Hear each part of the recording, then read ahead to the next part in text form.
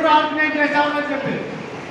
ఎందుకు మన డబ్బు కళాకారులందరూ కూడా మనం ఊర్లో ఏదో జాతరలో ఒక మనిషి చనిపోతే వాడు పలక మార్చేవాళ్ళం, సాగుతూ వేసేవాళ్ళం.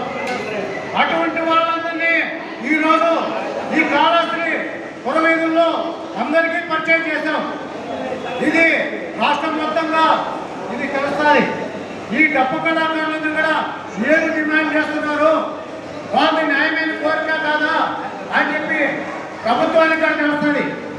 నేను అడుగుతున్నా, పింఛను అందరికీ ముస్లింలకి వికలాంగులకి ఇచ్చినట్టు, లేకపోతే మా డబ్బు కళాకారులు కూడా నువ్వు 4,000 రూపాయలు ఇవ్వడమండి, 7,000 రూపాయలు ఎందుకు ఇవ్వకూడదు?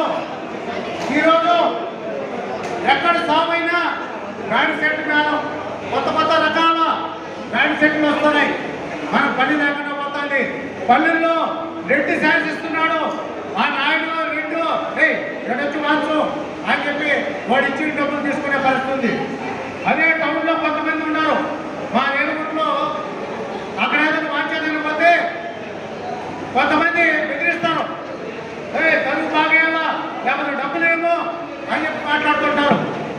నేను ఎందుకు చెప్తున్నానంటే, ఏలుగుట్లో ఒక సిఐ గారు అంజీయాలు అని చెప్పి ఒక ఆయన మంగళవారంలో ఒక దళితుడిని అక్కడ ఎల్లని కట్టిక అగ్రవర్ణాలు కత్తితో కొడితే ఆయన కేసు కట్టేదనిపోతే ఏం పెట్టించిందంటే మన వాళ్ళు కానీ ఆ తప్పుడు కేసు వాళ్ళ ఆడవాళ్ళు పట్టుకొని లాగామంట. ఆ గడ్డి మోపులో కొక్కరు కూడా ఉంది, అది పుచ్చుకొని మనవాడు గాయమైందంట. అంటే సిఐ గారు ఈ పాలకవర్గం ఎమ్మెల్యే గారు ఎట్లా క్రియేట్ చేశారు. అక్కడ మనం వేసే డబ్బు కళాకారులందరూ వినిపించి ఈ సిఐ గారు దుర్మార్గాన్ని ఎండగట్టాలా అని చెప్పి వీధిలో సాగుదారు వేయించాం. సిఐ గారు మాకు దళితులకు అండగా ఉండకుండా అగ్రవర్ణాల వైపు నిలబడతా ఉంది. ఈరోజు ఎమ్మెల్యేకి కొమ్ము కాస్తా ఉంది.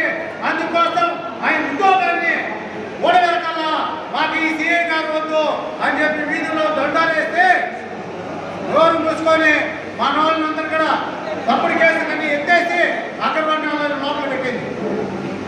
ఎందుకు చెప్తున్నానంటే, మన వాళ్ళందరూ కూడా డబ్బు కళాకారులు ఏదో గుర్తింపు కార్డులు లేకపోతే పింఛను లేకపోతే గెజ్జులు డ్రస్సులు లేకపోతే ఐడి కార్డులు ఇచ్చి బస్సు రైతు ఇచ్చేదే కాదు.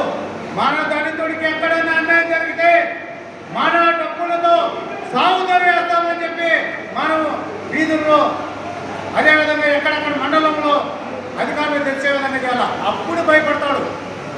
అందుకోసం మనమందరం కూడా రేపు మండలంలో ఎంఆర్ఆర్ దగ్గర తరివేస్తాం, మండల ఆఫీసులో పింఛన్ కోసం తరివేస్తాం, అదేవిధంగా కలెక్టర్ దగ్గర మన హక్కుల కోసం మన బతుదేవుల కోసం మనం తరివేస్తాం.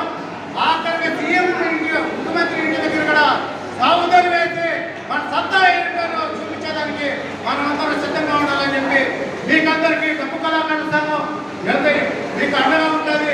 అదేవిధంగా గిరిజన సంఘంగా అక్కడ ఉన్న మన గిరిజనలో ఉన్న వాళ్ళ ఉద్యోగ కానీ రకరకాల వాయిద్యాలు ఉన్నాయి, వాళ్ళందరినీ ఏకం చేస్తాం.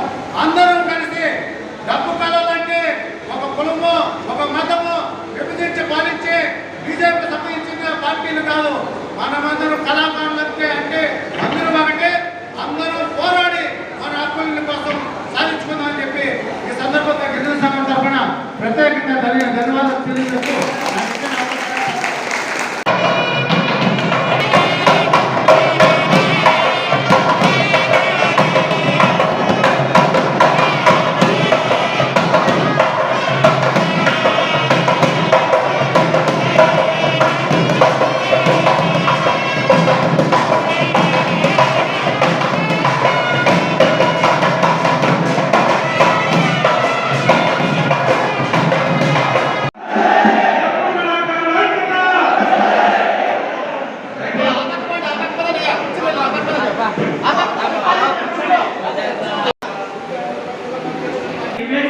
Amen.